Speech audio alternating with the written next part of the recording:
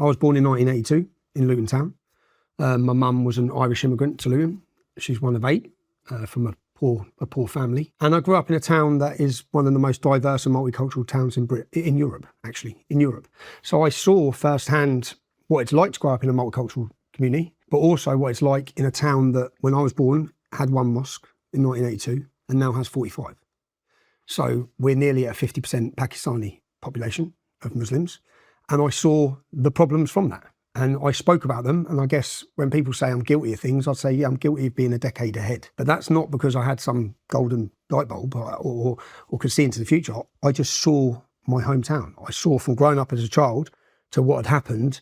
And when I grew up, and again, I'll start off, if you line all my friends up and you get 30 of us, the majority of us are sons of immigrants, whether it be St. Lucian, Bulgarian, Italian, Irish, all of us are sons of immigrants, yeah? I went to school. Some of the best people I met growing up, some of the people I love from growing up are Muslim. But that doesn't change that there's a massive problem. If one Muslim got in any fight, 100 of them got in a fight. So something very different. I've never seen that until I got to high school. And then I got to high school and see 10 or 20 men booting one kid. And I've never seen that because people had a fight before and they just had a fight. Now, literally, and then when you get outside the school gates afterwards, if you say when we were 13, 14 and we had some trouble with some Pakistani kids at school and trouble's going on, when you come outside school, there'll be 30 men. There's no 30 black men or white men coming up to school. They're all at work, yeah?